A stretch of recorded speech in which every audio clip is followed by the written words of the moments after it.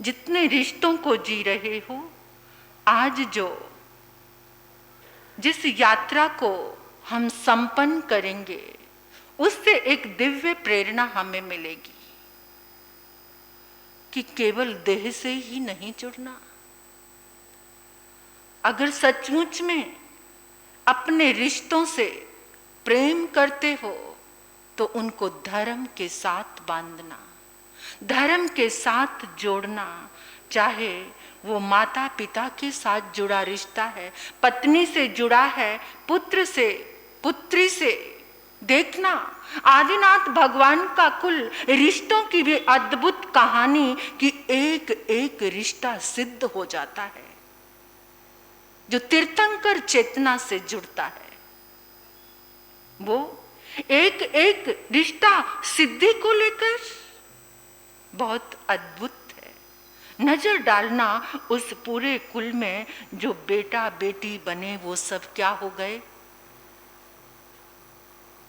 सिद्धि के वरदानों से सजे वो रिश्ते। सुबह उठकर आदिनाथ भगवान के कुल को नमन किया करो। हमारे जीवन में कुल मिले, रिश्ते मिले तो आदिनाथ भगवान के जैसे मिले, जहां हर एक जीव सुलभ बोधि जागरण से भरा हुआ। ये तो बहुत चाहते हैं मेरा बेटा इंजीनियर बन जाए, मेरा बेटा डॉक्टर बन जाए, मेरा बेटा सीए बन जाए, उच्च कोटि का बिजनेसमैन बन जाए। ये कौन चाहता है कि मेरा बेटा उच्च कोटि का संत बने? ऐसी भी तो मंगल भावना रखो ना।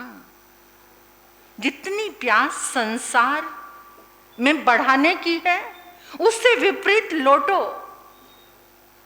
उसी रिश्ते को जब तुम्हारी ऐसी भावना आ जाएगी तो तुम उस रिश्ते के कल्याण मित्र बन जाओगे। कल्याण मित्र, ऐसी रिश्तों की अद्भुत गाथा। सब कहते हैं रिश्तों से मुख मोड़ लो, छोड़ दो, ये मोहों के बंधन हैं, ये रुलाते हैं, ये तड़फाते हैं, ये परेशान करते हैं।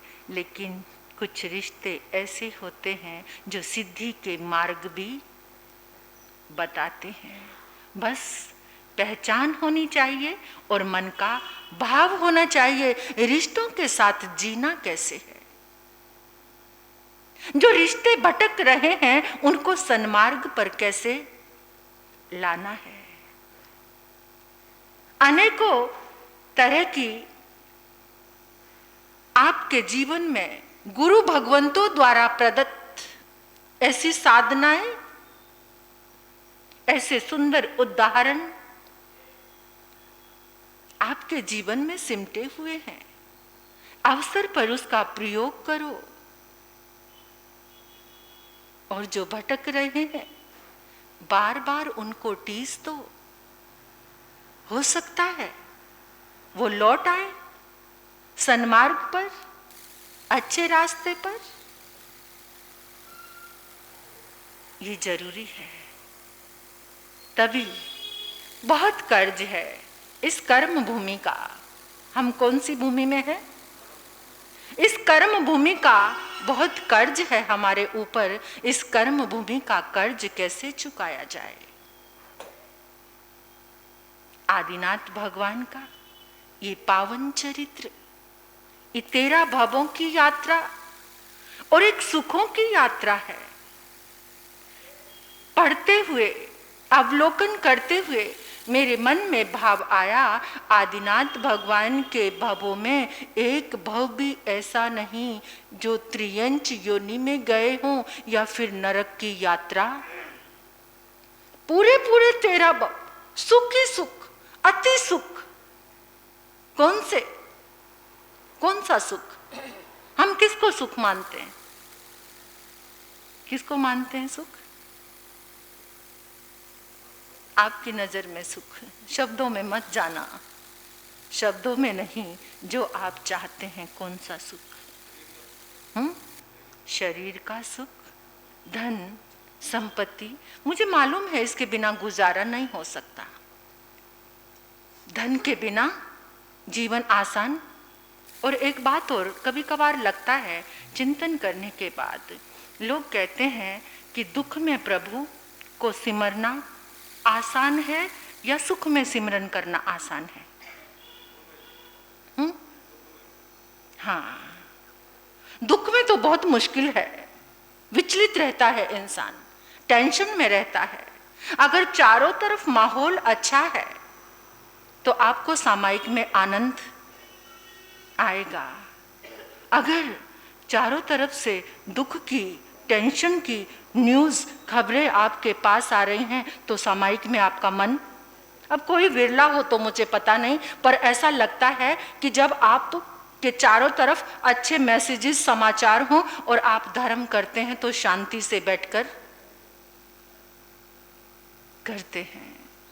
लेकिन वो वातावरण सुख का कैसे बने, उसके लिए हमारा पुरुषार्थ। तो मैं आपको कह रही थी कि धन के बिना कोई भी कार्य नहीं होता और सब जगह बहुत जरूरी है, चाहे वो समाज है, चाहे वो परिवार है, चाहे वो धर्म के कार्य हैं। धन के बिना तो कुछ भी, धन बहुत कुछ है लेकिन सब कुछ, बस इतना जानना है, धन बहुत कुछ है लेकिन सब कुछ नहीं है। हमारा सब कुछ है तो वो धर्म है। अगर आपके पास धर्म रूपी सब कुछ प्राप्त हो गया तो कितनी बार आप धन की कमी को भी बर्दाश्त कर पाएंगे, उसमें भी समभाव रख पाएंगे अगर आपके जीवन में धर्म का प्रवेश है तो रिश्तों की उन पावन सी कहानी में आज प्रभु का, कल आप सुन रहे थे क्या, धन्ना सार्थवाह को घृत बहराते हुए, सुपात्र दान देते हुए क्या प्राप्ति हो गई?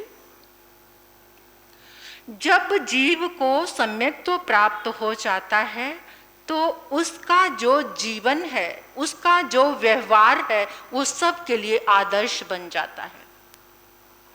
जब उसको सम्यक्त्व की प्राप्ति हो जाती है, उसका जो जीवन है वो सब के लिए व्यवहार भी वो आदर्श व्यवहार बन जाता है। इतना अच्छा व्यवहार रहता है कि वो सबके लिए साताकारी, क्योंकि सत्य का प्रवेश हो जाता है। और जब सत्य का प्रवेश हो जाता है तो सब कुछ पीछे पीछे दौड़ने लगता है। भागती फिरती थी दुनिया जब तलब करते थे हम, क्या भागती फिरती थी दुनिया जब तलब करते थे हम, जब ना हमने की तो वो आने को बेकरार है। तो ऐसी जब जीवन में सत्य का प्रवेश होता है, लक्ष्मी क्या, रिश्ते क्या, प्रेम क्या, सब कुछ पीछे पीछे। कहा भी है कि सत मत छोड़ो हे नरा, सत छोड़े पत जाए। क्या? सत मत छोड़ो हे नरा, सत छोड़े पत जाए, सत की बांधी लक्ष्मी फिर मिलेगी आए। तो जब जीवन में सम्यक तो आता है तो वो जीवन यथार्थ हो जाता है, सत्य में हो जाता है और दुनिया की सारी सुख की चीजें पीछे पीछे आने लग जाती हैं। धन्ना सार्थवाह ने अच्छा उत्कृष्ट संयम की परिपालना की और फिर वो उन्होंने जो बंद किया वो मनुष्य की आयु का। देव कुरुक्षेत्र में जाकर के सीता नदी के तट पर एक युगली के रूप में उनका जन्म होता है। युगली के विषय में आपने सुना है, उत्कृष्ट भोग भूमि, शरीर की अवगाहना भी 3 कोस की, आयु भी 3 पलोपम, चारों तरफ सुख ही सुख है। इतने सुख उसको कहते हैं, कौन सा आ रहा है वो सुखमा सुखमा सुखमा। तो प्रभु की चेतना दूसरे भाव में युगली के रूप में गीत की कुछ लाइनें गा करके इस पुनः हम प्रारंभ करते हैं उस भाव की यात्रा को। तो आओ अपनी जिह्वा को पावन करेंगे। आदिनाथ भगवान, आदिनाथ भगवान तेरा नाम तारण हारा है। आदिनाथ भगवान, आदिनाथ भगवान तेरा नाम तारण हारा है। तू ही तो एक सहारा है। सुनो कथा दिल से, सुनो कथा दिल से, होगा भविष्य किनारा है। सुनो कथा दिल से, सुनो कथा दिल से, होगा भविष्य किनारा है। ऋषभ चरित्र प्यारा प्यारा है। आदिनाथ भगवान, बोलो सभी, आदिनाथ, आदिनाथ भगवान तेरा नाम तारण हारा है। आदिनाथ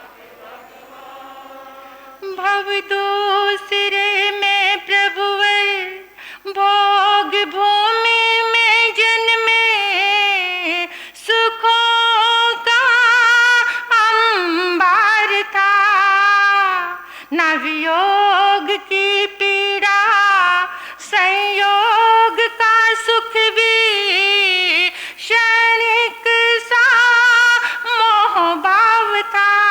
हो युगली भव को छोड़, युगली भव को छोड़, चेतन देवलोक में आया है। युगली भव को छोड़, युगली भव को छोड़, चेतन देवलोक में आया है। चलती सुखों की माया है। आदिनाथ भगवान, आदिनाथ भगवान तेरा नाम तारण हारा है। आदिनाथ भगवान, आदिनाथ भगवान तेरा नाम तारण हारा है।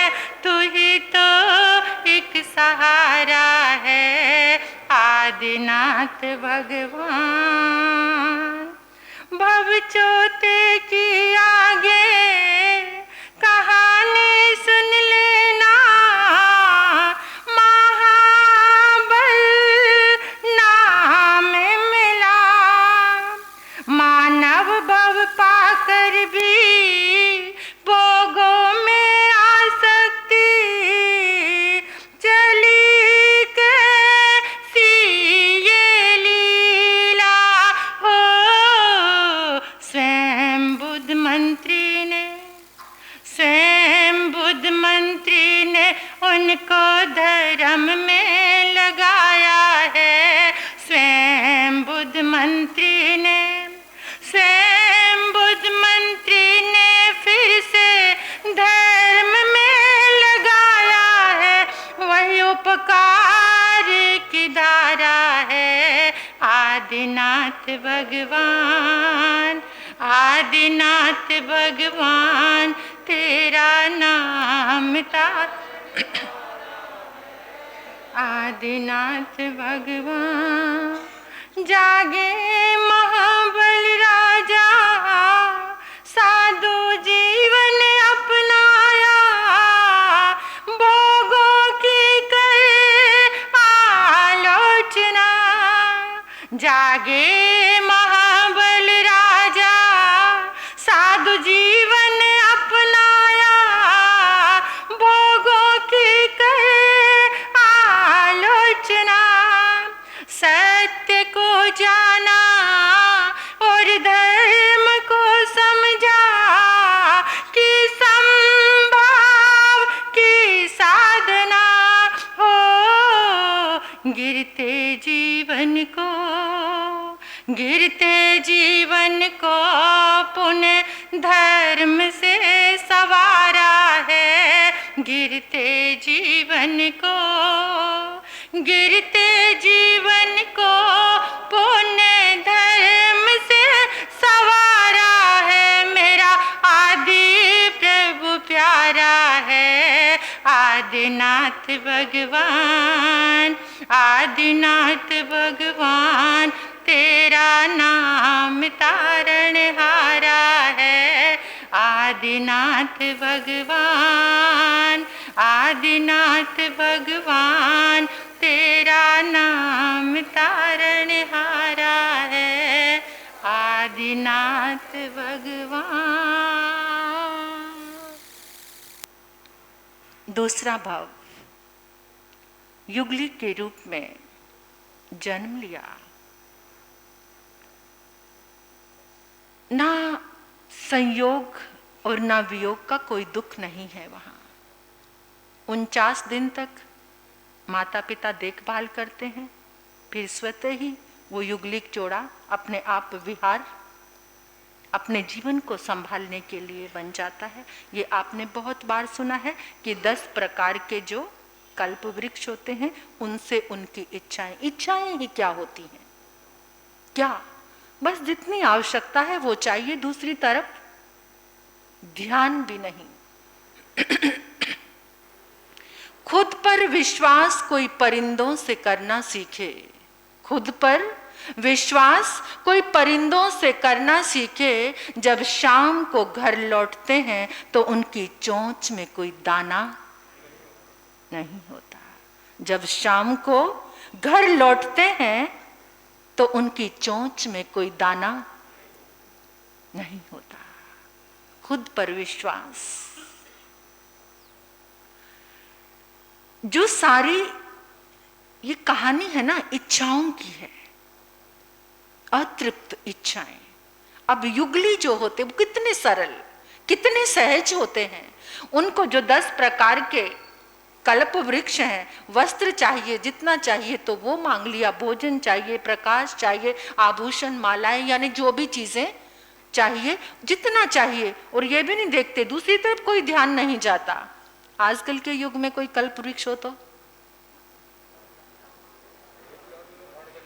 हाँ जी, बेचारा दूसरे का तो नंबर आने वाला ही नहीं है। बेटे के लिए भी अगली पीढ़ी, उससे अगली पीढ़ी, सारी पीढ़ियों को सेव करता जाएगा। ये तृष्णा देखो, एक तो डिजायर होती है, एक रिक्वायरमेंट होती है। आप चेक करो, रिक्वायरमेंट में जी रहे हो या डिजायर में? रिक्वायरमेंट क्या है? कितनी आवश्यकता है? परमात्मा का अपरिग्रह का सिद्धांत वो रिक्वायरमेंट है। क्या अर्थ और पदार्थ की जो इतनी दौड़ चल रही है, अर्जन विसर्जन, अर्थ पदार्थ, इसके पीछे कैसी दौड़ चल रही? अगर इंसान इसमें बैलेंस कर देना, अर्जन और विसर्जन में, तो समाज, परिवार, खुद का जीवन सब क्या हो सकते हैं? सुखी। लेकिन टेक्नोलॉजी के इस युग में इंसान ने अर्थ पदार्थ की दौड़ में उसको भी ध्वंस कर दिया है। किसको? टेक्नोलॉजी को भी। उसका भी इतना दोहन कर लिया है कि पूरा एनवायरनमेंट, पूरा ये वातावरण हिला हुआ है। तेजी से जो ओजोन लेयर है उसमें भी क्या हो गए हैं? रिक्वायरमेंट क्या है? घर में कितने एसी चाहिए और कितने लगे हुए हैं? कितनी गाड़ी चाहिए और कितनी है? कितने मोबाइल चाहिए और कितने हैं? बैठने को कितने सोफे, कितनी कुर्सी चाहिए और घर में कितने हैं? यूज करने के लिए कितने? आपकी तो फिर भी जो लिविंग है वो फिर भी सादगी पूर्ण लगती है मुझे, लेकिन जगह जगह जो मेट्रो सिटीज है, हम लोग जाकर आए ना, लोगों के अपने एक ड्राइंग रूम तो अलग से होता है सिर्फ दिखाने के लिए। बैठने के लिए थोड़ी सी जगह है, लेकिन दिखाने के लिए रिक्वायरमेंट कितनी है और डिजायर के लिए अभी मार्केट में नया आया है तो वो भी अभी कल ही लेकर आए हैं, लेकिन नया, क्योंकि बहुत पैसा है। तो जो नया आया है डिजायर कह रही है वो भी चाहिए, वो भी चाहिए, वो भी चाहिए। 21वीं सदी का युवा जब तक परमात्मा का ये संदेश अंदर नहीं जाएगा, क्या अगर एक समय में पूरा विश्व इस सूत्र को अपना ले, कौन सा अपरिग्रह है? जितनी आवश्यकता है बस वहीं तक दृष्टि रुकी हुई है। तो वो युगली, उन्होंने कोई संयम भी नहीं लिया, कुछ किया नहीं, लेकिन फिर भी वो देवलोक में, उनके कषाय भी कितने अल्प कषाय होते हैं। वो संयोग वियोग की पीड़ा से वो मुक्त होते हैं। 3 दिन में एक बार भूख लगती है उनको। 3 दिन में, ऐसा जीवन हमने भी भोगा है, ऐसी बात नहीं है, क्योंकि अनादि से हमने भी भोगा है ये जीवन। लेकिन याद, वो कोई संस्कार तृप्ति का, कोई संस्कार हमारे साथ। रथचाइल्ड, एक विदेशी अरबपति व्यक्ति मृत्युशैया पर पड़ा है, तो उसका दोस्त उसके पास में आया और आकर पूछने लगा कि आपकी कोई अंतिम इच्छा या कोई ऐसी चाहत जिसे आप पूरा नहीं कर पाए हो। रथचाइल्ड कहने लगा कि ऐसी इच्छा सुनना चाहते हो? कहते हाँ, क्योंकि आप बहुत गरीबी से इतने ऊपर उठे, आपने करोड़ों, हजारों, अरबों डॉलर कमा लिए, क्या कोई इच्छा ऐसी बची है जो आपकी इच्छा पूरी ना हुई हो? उसने कहा हाँ, एक इच्छा को अभी भी साथ लेकर जा रहा हूं। क्या? काश मेरे 10,000 अरब डॉलर के साथ एक जीरो और। ये इच्छा, ये आज के युग का रथचाइल्ड, मध्य युग का सिकंदर, विश्व विजेता बनने के लिए वो अपनी इच्छा को अतृप्त होकर ही दुनिया से, क्योंकि विश्व विजेता बनने का जो सपना उसका, और भगवान महावीर के समय का मम्मन सेठ बैलों की जोड़ी को पूरा करने के लिए अधूरी इच्छा लेकर, बहुत देखो आप, ये अतृप्त कामना, इच्छा, यही जीवन को बर्बाद कर देती है। तो परमात्मा का सूत्र सबसे बड़ा कि अर्थ और पदार्थ को जब तुम बैलेंस करके चलते हो तो तुम्हें जीवन में, जब तक तुम छोड़ोगे नहीं तब तक शांति आने वाली नहीं है। आदिनाथ भगवान की चेतना, धन्नासार्थ वाह की वो चेतना युगली के भाव में जीवन जीती है, सुखों में, अति सुखों में, और वहां का जीवन पूर्ण करके तीसरे भाव में देवलोक में जाती है।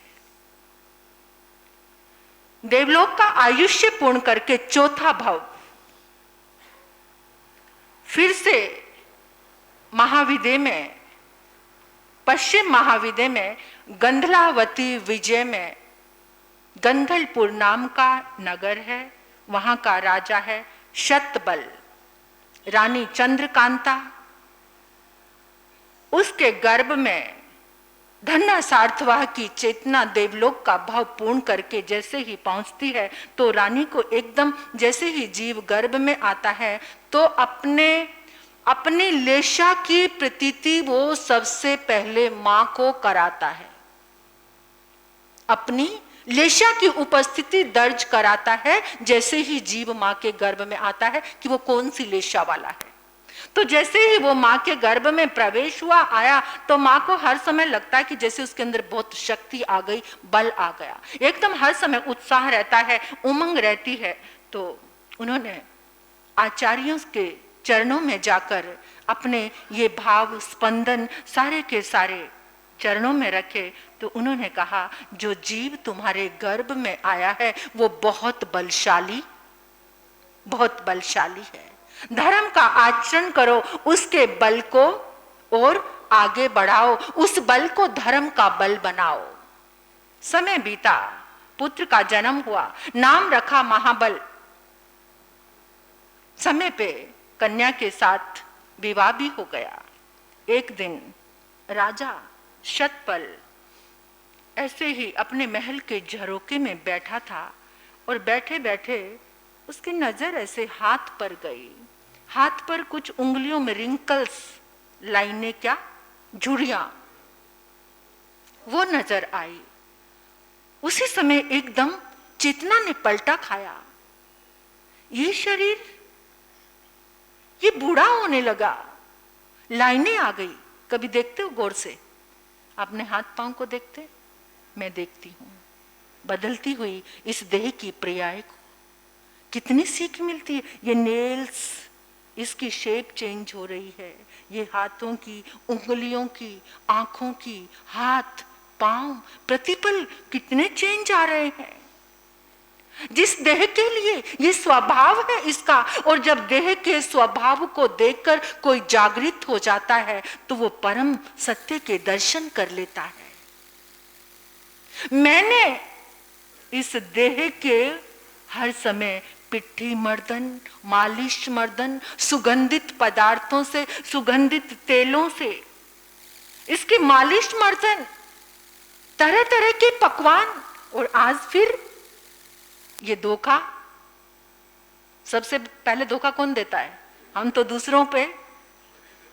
फिर इसको तो मानते नहीं है, और दूसरा जरा सा किसी से पानी मांगा और उसने नहीं पकड़ाया तो गुस्सा करने लग जाते हैं।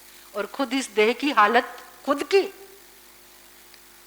तनी तुम तो बड़े कमजोर निकले, रखा कुछ ना संबंध, बड़े चोर निकले। तन तुम तो बड़े कमजोर निकले, रखा कुछ ना संबंध, बड़े चोर निकले। सबसे पहले कोई जवाब दे या ना दे, लेकिन वो प्रबुद्ध चेतनाएं, आत्माएं, उसने तुरंत कहा नहीं, इस देह को मैं प्रियकारी बनाऊंगा। कैसे? सारे भोगों को छोड़कर। वो सुंदर सा, प्यारा सा, कोमल सा बचपन इठलाती जवानी में बदला, और फिर ये जवानी से तुरंत अपने बेटे का समारोह रखा, राज तिलक किया, राजा शतपल जैन मुनि बन गए। 11 अंगों का ज्ञान प्राप्त किया, घोर तपश्चर्या में अपने आप को जोड़ दिया, और अंतिम समय में समाधि पूर्वक संथारा संलेखना की आराधना करके कहां पहुंच गए? देवलोक में पहुंच गए। कैसे होते हैं ना पल, जिसको समाधि मरण आता है उसकी प्यास रखा करो। सुबह शाम ये भावना पाया करो 3 बार कि अंतिम समय सारे पापों से ऐसी चेतना मेरे पास बनी रहे कि मैं एक एक क्षण की आलोचना करूं। मेरे जीवन में संथारे की साधना जागृत हो। आज के युग के भगवान गोहाना में सेठ जी महाराज इतनी लंबी संलेखना की साधना में, उनका तो नाम लेने से ही जिभा पावन हो जाती है। उनके गुण धर्म हमारे जीवन में प्रवेश कर जाते हैं। सुबह शाम नमन करो, वंदन करो ऐसे दिव्य महापुरुष जिन शासन का अद्भुत श्रृंगार है, गुप्त तपस्वी है, गुप्त आंखों के संयमी, गुप्त इन कानों के संयमी, इस देह के संयमी, इस जिबा के संयमी, जो किसी को कुछ बताते नहीं।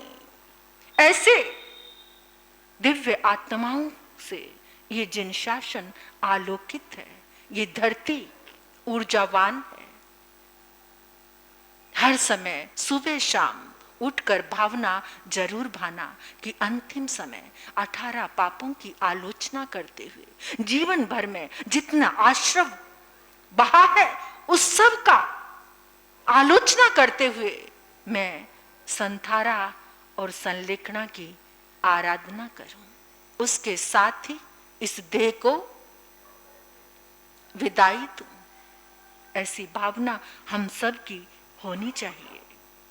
उधर महाबल पिता तो संथारे साधना के साथ देह को विदा करके चेतना चली गई, लेकिन वो महाबल इतना ज्यादा विषय भोगों में आसक्त हो गया, अब उसे कुछ नहीं नजर आता। अगर कोई धर्म की बात भी करता तो सुहाती ने इरिटेट हो जाता है। जो भी कोई धर्म की बात करे उसे दूर भगा देता है, उससे वहां से उठकर चला जाता है, हर समय भोगों में लीन रहता है। स्वयं बुद्ध मंत्री ने देखा राजा भटक रहा है। अगर मैं वास्तविक रूप में मंत्री, मैं चाहे कुछ भी हो जाए, राजा मेरी चाहे कितनी अवहेलना करे, कितनी मुझे फटकार दे, लेकिन मैं जब तक उनको मार्ग पर नहीं लाऊंगा तब तक दम नहीं लूंगा। इसको कहते हैं कल्याण मित्र। कौन सा कल्याण मित्र? स्वयं बुद्ध मंत्री अवसर देखकर राजा के पास पहुंचकर कहने लगे, महाराज आपसे विनंती है, क्या आपके पिता महाराज कितना दुर्लभ जैन धर्म, उसको आलोकित किया, आपने उनकी विरासत को संभाला ना। क्या विरासत? ये राजपाट। लेकिन उनकी एक और विरासत है, जिस संयमी जीवन को उन्होंने जिया, जो आलोक दिया है, आप उसको छोड़कर अन्यत्र गमन कर रहे हैं।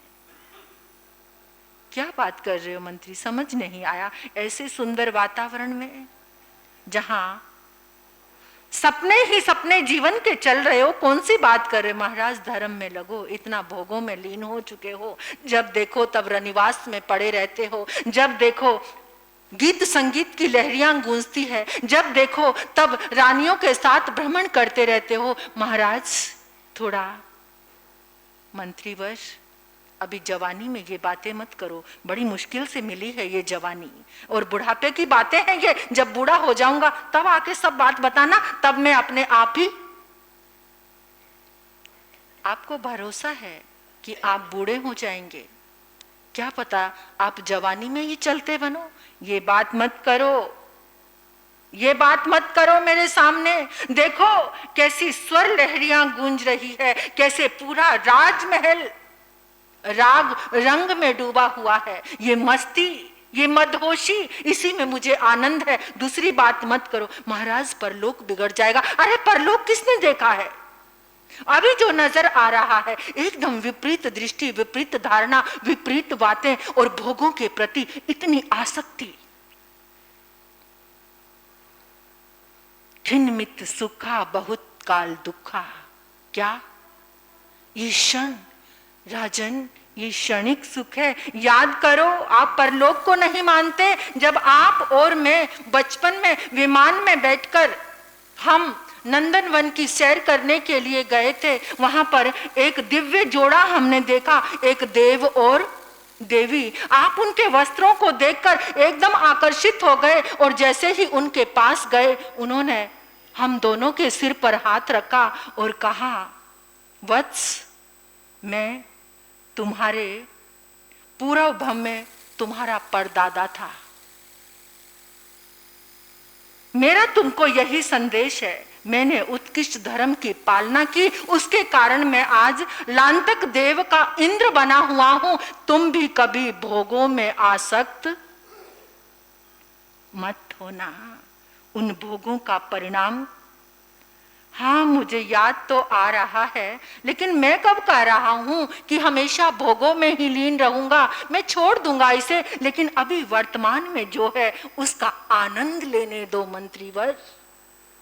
अब इसके सिवा कुछ अच्छा नहीं। थिरकती हुई चलती हुई रानियों की जवानी देखो, ये कितना आनंद देने वाला है, कितना मदहोश करने वाला है। और तुम कौन सी बात करे, बातें बड़ी बासी बासी सी लग रही हैं, समय आएगा जब देख लूंगा। यानी फिर भी समझा नहीं। मंत्री ने कहा, जब तक मार्ग पर नहीं लाऊंगा तब तक मैं भी हटने। और 2-4 दिन के बाद फिर राजा, वैसे ही म्यूजिक चल रहा है, संगीत चल रहा है, और वहां पर आंखें बंद किए नर्तकियां नृत्य कर रही है। वहीं पर बैठा हुआ है मदहोशी में, कोई मदरे का प्याला लेकर आ रहा है। स्वयंबुद्ध मंत्री गया और जाकर कहा, महाराज, नगरी की हालत कुछ ठीक नहीं है, आप एक बार मेरे साथ अवलोकन के लिए चलिए, लोगों के दुख दर्द आपको नजर आएंगे। महाराज, आपको पता है, कोई ना कोई कथानक सुनाना शुरू किया। आपके पूर्व इसी कुल परंपरा में एक राजा था, आपके पूर्वजों में वो इतना अत्याचारी था, इतना अन्यायी था, उसके अंदर ना करुणा थी, ना प्रेम थी, ना मैत्री थी, अपने ही स्वार्थ के लिए जीता था। और एक दिन ऐसा हुआ कि उसके शरीर में इतने रोग हो गए, रोगों ने घेर लिया, उसके शरीर गलने लगा। वैद्यों को बुलाया, किसी से भी इलाज नहीं हुआ। जो उसके अंग थे सारे अंग विकृत हो गए। उसके क्रोध, उसकी क्रूरता के कारण। और एक समय ऐसा आया कि वो तड़फते तड़फते, जो रानियां, जो काम भोग उसको प्रिय लगते थे, वही उसको पीड़ा देने वाले बन गए। और धीरे धीरे करके वो काल कवलित हो गया। और जब उसके पुत्र ने एक मुनि से जाकर पूछा तो उन्होंने कहा कि वो 7वीं नरक में गया है। इससे उस बेटे की रूह कांप गई और 7वीं नरक की वेदना और उस दुख दर्द की कहानी सुनकर वो पुत्र तुरंत साधु बन गया। और महाराज, आपके ही कुल में मंत्री सोच रहा था, किसी भी तरीके से कोई बात तो इनके अंतर हृदय में लग जाए और ये सारे काम भोगों को छोड़ करके बाहर कुछ संयम में आ जाएं, कुछ विवेक में आ जाएं, कुछ जागरण हो जाए। फिर कहा, महाराज, आपके ही कुल में एक और राजा हुआ था, वो भी आसक्त रहता था धन में, संपत्ति में, परिवार में, पुत्र पुत्री में। और क्या होता है, मरने के बाद उसी खजाने में अजगर सांप बन जाता है। और जो भी उस खजाने में आता है, सबको जो अत्यधिक धन पर आसक्ति रखते हैं, क्या चमड़ी जाए पर दमड़ी ना जाए, ना खर्चू ना खर्चने, और जो खर्चने के लिए कहे तो उसका क्या सत्यानाश हो। जो ऐसे भावों में रहता है, तो उसके बाद वो मरने के बाद उसकी गति पता है ना क्या, जहां जहां खजाने हैं वहां पर ये बनकर बैठे रहते हैं। वो कितनी जगह हमने, कितने घरों में देखा कि नीचे खजाने गड़े हुए हैं और वो घर के लोग निकाल नहीं पाते। कहते, महाराज, कोशिश तो की लेकिन वहां पर बहुत भयंकर रूप में। कितनी जगह देखा है, इतने, मतलब पता है घर में इतना खजाना गड़ा हुआ है, लेकिन किसी की हिम्मत नहीं, क्योंकि वो मरा दब क्या सोचकर, ये खजाना मेरा और मैं ही इसका रक्षक हूं, और रक्षक बनकर ये बनकर वहां पर। तो वो राजा भी, उसका एक दिन उसका बेटा वहां पर खजाने में प्रवेश करता है, उससे उसकी आंखें मिलती हैं, तो उसे जाति स्मरण ज्ञान हो जाता है। सबको तो वो डसता था, लेकिन उस बेटे को नहीं डसा। मुनिवर के पास आए, उन्होंने पूरे ज्ञान पूर्वक बताया। जाकर उन्होंने उस नाग को संबोधि दी, उसने उन दुर्भावनाओं का, उस आसक्ति का विसर्जन किया। तो नाग योनि से जैसे ही ये बातें सुनी, तुरंत एकदम राजा को बोध आ गया, महाबल को, और मंत्री को कहने लगे, स्वयंबुद्ध, तुमने मेरे गिरते हुए जीवन को बचा लिया। मैंने कितना जीवन नष्ट कर दिया इन भोगों में लीन होकर के। मैं भूल गया था सब कुछ, तुमने मुझे मुझे संभाला। और कुछ दिन के बाद एक दिन स्वयं बुद्ध फिर वापस आते हैं और वापस आकर कहते हैं, महाराज आज मैं एक चारण मुनि से के दर्शन करके आ रहा हूं। जब बात चली तो मैंने आपके आयुष्य के बारे में पूछा कि आपका आयुष्य, अभी महाबल कौन है पता है ना आपको? कौन है? नहीं, राजा तो है वही धन्ना की, आदिनाथ भगवान की चेतना है। आदिनाथ भगवान की चेतना ये 4 भव, चौथे भव की कहानी है। तो कहते राजन मैं सुनकर आ रहा हूं आपका आयुष्य केवल 1 महीने का बचा है। कितना? 1 महीने का आपका आयुष्य बचा है। जैसे ही सुना तो पांव के नीचे से धरती खिसक गई। अब 1 महीने में मैं क्या करूंगा? आप बहुत कुछ कर सकते हैं। अगर एक दिन भी उत्कृष्ट रूप में संयम की परिपालना कर ली जाए तो भवों भवों का सुधार हो सकता है। आपके पास तो अभी 1 महीना है। जाओ मुनिवर के चरणों में जाओ, मार्ग पूछो और दीक्षित छोड़ दो इन काम भोगों को। दुनिया दी प्रीत बंदे कैसो फूल वाली है, दुनिया दी प्रीत बंदे कैसो फूल वाली है, वो तो लाली प्रेम वाली विचों दिल खाली है, दुनिया दी प्रीत बंदे। देख लिया सबने? अभी जो आयुष्य बीतने जा रहा है 1 महीने के बाद, जिन रानियों के मोहपाश में बंधे रहते थे, पूछो उनसे, पूछो बचा लेंगी आपको। कौन है आपको बचाने वाला? इस मृत्यु के मुख से निकालने वाले किसमें ताकत है? एक एक के पास जाकर पूछो। मैं समझ चुका हूं मंत्रीवर, तुमने मुझे समझा दिया है। अब मैं एक पल भी देरी सम्यक्त प्राप्त हो चुका था। ऐसी आत्मा कहां भटक सकती है भला? तुरंत शेर की वृत्ति से जागे, एक पल नहीं लगाया, सारे बंधनों को तोड़ दिया, दीक्षा ले ली, मुनि बन गए, पादोपगमन संथारे की आराधना में प्रवेश कर गए। 22 दिन तक लगातार संथारे की साधना चल रही है। अति उल्लास है, अंतर आत्मा में आनंद है, कृतज्ञता के भाव किसके लिए? मंत्रीवर के लिए। भटकते जीवन को कोई एक संभालने वाला मिल जाए तो अब वहां से महाबल राजा का वो जीव यानी धन्ना सार्थवा की चेतना 22 दिन की संलेखना संथारे की उत्कृष्ट निर्मल भावों से आराधना करते हुए देवलोक की ओर गमन कर जाती है।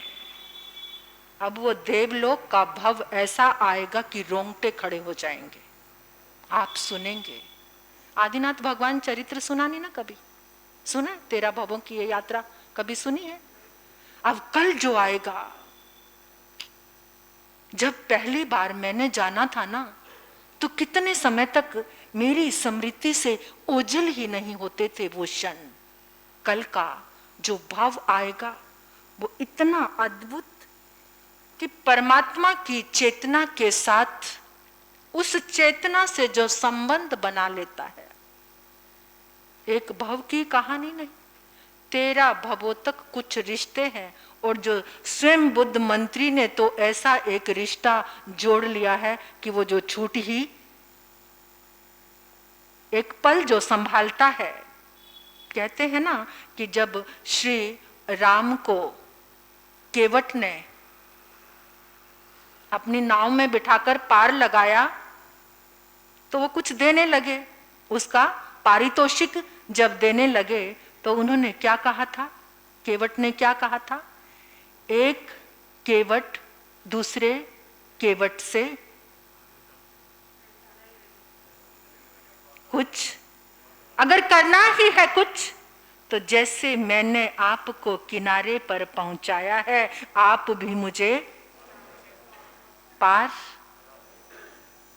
इस संसार को पार करा देना, मुझे पार लगा देना। तीर्थंकर की चेतना से जो रिश्ता जोड़ लेते हैं वो रिश्ते फिर सिद्धि में साथ ही रहते हैं, कभी अलग नहीं होते। सिद्धि में वो रिश्ते फिर सिद्ध बुद्ध होकर वो आत्माएं वहीं आलोक ज्ञान दर्शन चरित्र में ही रमण करती हैं। तो ऐसी प्रभु की सुखों की ये मंगलमय यात्रा जो समय पर एक एक अक्षर को पूरे इस चरित्र को सुनते, एक अनुष्ठान है ये, कितना 8 दिन का एक जप है ये, एक साधना है ये। अगर आपका भाव बने कि हम 8 दिन तक इस एक एक दृश्य को, इस एक एक अक्षर को अपने भीतर में उतारेंगे और ये साधना हो जाएगी, ये अनुष्ठान हो जाएगा, ये जप हो जाएगा, ये पावन चरित्र जैसे लोगों की श्रद्धा जुड़ती है ना। रामायण के पाठ चलते हैं, भागवत के पाठ चलते हैं, कैसे भीड़ आती है दौड़कर। ये रामायण, ये भागवत, ये आदिनाथ भगवान का चरित्र, इससे अंतर हृदय की श्रद्धा को जोड़ लेना। कल की उस भव की यात्रा को मिस मत करना। आपके जीवन की बहुत सारी उलझनों को सुलझाने वाला कल का वो भव आएगा।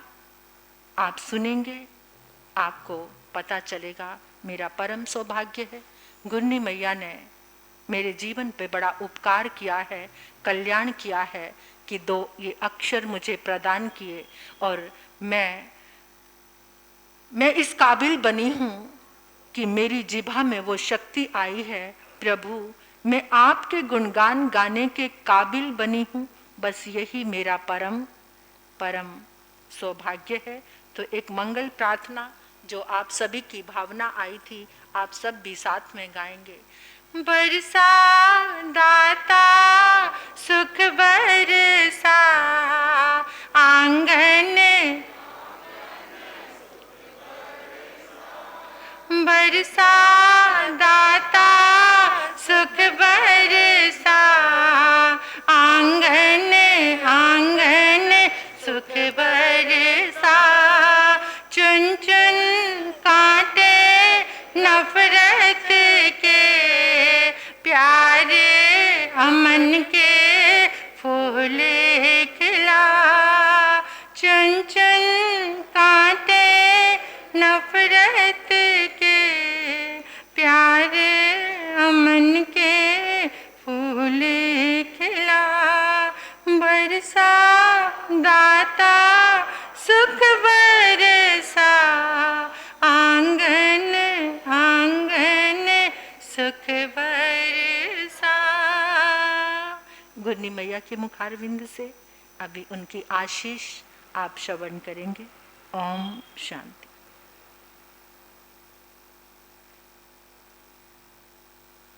गुर चरनां विच बैठ कसम जो खावांगे, जिए चाहे मरिए तोड़ निभावांगे।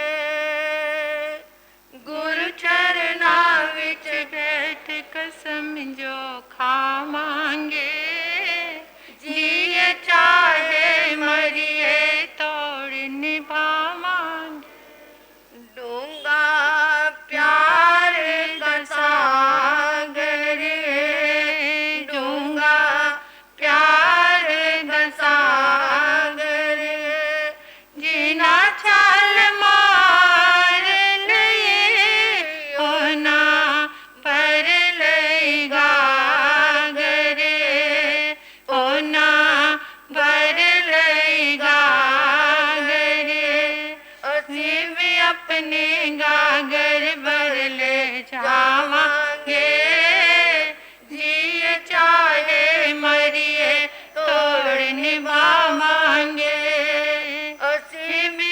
अपनी गागर भर ले जावांगे, जिए चाहे मरिए तोड़ निभावांगे।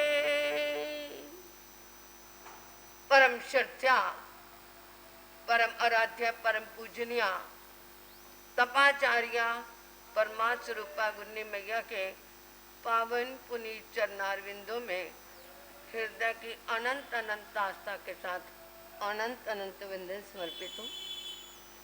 गुरु दरबार में आई भव्य आत्माओं का हार्दिक हार्दिक भव्य अभिनंदन। जिन वाणी में वर्णन आता है कि तृष्णा पहले या मोह पहले, मोह पहले या तृष्णा पहले? जी बोलो, मोह पहले या तृष्णा पहले? तृष्णा किस चीज की तृष्णा? फिर तृष्णा पहले है तो फिर मोह कहाँ गया? किसके मोह करते हो? अगर मोह पहले है तो किस चीज का मोह करते हो? इसका कोई जवाब है? मुर्गी पहले या अंडा पहले? हाँ जी, क्या है? मुर्गी पहले या अंडा पहले? कोई जवाब है? नहीं मिला ना। बस ये मोह और तृष्णा भी ऐसे ही है। जो मोह आया तो वो साथ में आते हैं, वो आता है तो वो साथ में आता है। इसी तरह ही अभी आपने सुना था कि एक इच्छा होती है और एक आवश्यकता होती है। आवश्यकता क्या है? रोटी, कपड़ा और मकान, है ना? ये तीन आ जाए तो ठीक है, परंतु उसके साथ कपड़ा कैसा है, रोटी कैसी? साधारण फुल्के से भी पेट भरता है, परंतु लच्छेदार पराठे, बर्गर, पिज्जे, ये क्या है? तरह तरह की चीजें, पता नहीं क्या क्या नाम आके, क्या आज हमारे बच्चों ने ये खाया, बच्चों ने क्या नाम लेते हैं। तो ये क्या है? ये सारी क्या है? इच्छा है, आवश्यकता नहीं है। एक सांप होता है और एक शेर होता है। शेर को भूख लगती है, शिकार करता है, परंतु जब उसका पेट भर जाता है दोबारा शिकार, कितना भी क्या है सामने उसके कोई आ जाए, परंतु वह शिकार नहीं करता, क्योंकि उसका पेट क्या हो चुका है? भर चुका है। और सांप एक बार डंक लगाने के बाद शांति से बैठ जाएगा? चाहे हजारों आ जाए सामने, सबको क्या करता रहेगा? डसता रहेगा। इसी तरह ही संतोषी क्या है? जिसके अंदर आवश्यकता पूरी हो गई तो वो शेर की तरह है, फिर उसे दोबारा जरूरत नहीं है। पेट भर गया है तो दोबारा सामने चाहे गुलाब जामुन आ जाए, आइसक्रीम आ जाए, कुछ भी आ जाए, खाने को तैयार नहीं होगा। परंतु जो सांप की तरह है, आने दो, पेट भर गया, नियत नहीं भरी। पेट भर जाता है, नियत नहीं भरती। तो ये है, आग को पानी से तो बुझा सकते हैं, परंतु पेट्रोल से तो बुझेगी नहीं। हम बुझाना किससे चाहते हैं? हम अपनी इच्छाओं को, ये आ गया और आ जाए और आ जाए और आ जाए, तो पेट्रोल क्या करते रहते हैं? रेगिस्तान में एक मृग घूम रहा है, पानी की उसे इतनी प्यास लगी है, दूर दूर तक देखता है, दूर क्या देखा है? रेत के ऊपर सूरज की किरणें पड़ रही हैं और उसे क्या नजर आता है? ये पानी है। भागता हुआ जाता है, मुंह मारता है तो पानी नहीं, फिर दूर देखता है, फिर ऐसे ही जाता है तो क्या है? उसको पानी नहीं मिलता। तब उसका नाम मृग तृष्णा रख दिया। यानी मृग की तृष्णा कभी शांत नहीं होती। ये मिल गया और आ जाना चाहिए, और आ जाना चाहिए, परंतु वहां पर वो मृग तृष्णा खत्म नहीं होती। शांति किसमें है? जब उसे हम क्या करते हैं? बस मेरा काम हो गया ना, तो इसमें क्या है? और मुझे नहीं चाहिए। सेठ ने पंडित से हाथ दिखाया, मेरे पास कितना धन होगा, कितनी पीढ़ियों तक? उसने देखा, कहता 7 पीढ़ी तक तुम्हारे पास पर्याप्त धन है। सोच में पड़ गया, 8वीं पीढ़ी का क्या होगा, क्या होगा? कोई उपाय बताओ जिससे मेरी 8वीं पीढ़ी तक भी धन हो जाए। पंडित ने देखा ये ऐसे मानने वाला नहीं, उसने कहा देखो सेठ जी, 5 पूर्णमासी करना। पूर्णमासी के क्या करना? उपवास करना। और जितना तुम उस दिन एक दिन में पूर्णमासी वाले दिन पहले खाते हो, उतना अनाज वो अमुक सामने जो पंडित है ना उसके घर दे आना। उतना ही जितना तुम्हारा एक दिन में खाने में आता है, वो सारा अनाज फल जो भी खाते हो उसके घर दे आना। ठीक है, फिर तो मेरी 8वीं पीढ़ी का अनाज धन आ जाएगा। कहता हाँ फिर आ जाएगा। बड़ी खुशी खुशी से क्या है उसने पूर्णमासी शुरू कर दी, और क्या है अपने हिस्से का जितना था खाना का सामान वो पंडित को दे आता। 1 पूर्णमासी हुई, 2 पूर्णमासी हुई, 3 हुई, 4 हो गई। 5वीं वाले दिन जब वो देने गया तो पंडित ने कहा मुझे नहीं चाहिए। सेठ कहता ये तो क्या है आखिरी थी, इसने मना क्यों कर दिया? अगर दूसरी बार भेजा कि कम है तो और भेज देता हूँ। कहता मुझे चाहिए ही नहीं, मेरे पास आज कोई पहले ही दे गया।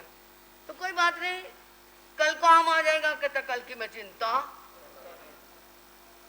जब उसने कहा मैं कल की चिंता करता नहीं, तो सेठ की आंखें, कहता मैं तो 7 पीढ़ी तक क्या 8वीं की सोचता हूँ, और ये कल की भी नहीं सोचता। अरे पेट भरो पेटी नहीं, पेट तो भर जाएगा परंतु पेटी नहीं भर सकती। वो तो क्या है हमेशा ही सोचते हैं, जो 10 20 50 बेशत होए तो 1000 लाख मंगेगी, कोटि अरब खरब बेओ पृथ्वी पति होने की चाह जगेगी। सुंदर एक संतोष बिना शठ तेरी तो भूख कभी ना बगेगी। 10 हुए 20 20 है 50 50 है 100 100 से 1000 लाख करोड़, इस लोक का राज क्या परलोक का भी मिल जाए, फिर भी तेरी मूर्ख भूख कभी भी मिटने वाली है, परंतु कब मिटेगी? गोधन गजधन बाजी धन और रतन धन खान, जब आवे संतोष धन सब धन धूली समान। संतोष का धन आने से ही सब ये इच्छाओं के ऊपर विराम लग सकता है। कॉमा नहीं लगाना हमने, कॉमे के आगे तो और लिखा जाता है, परंतु हमने क्या लगाना है? फुल स्टॉप लगाना है, विराम लगाना है। विराम लगेगा तो एक इच्छा जो है वो खत्म होगी। आवश्यकताओं की पूर्ति तो हर किसी को हो जाती है, आवश्यकता की पूर्ति तो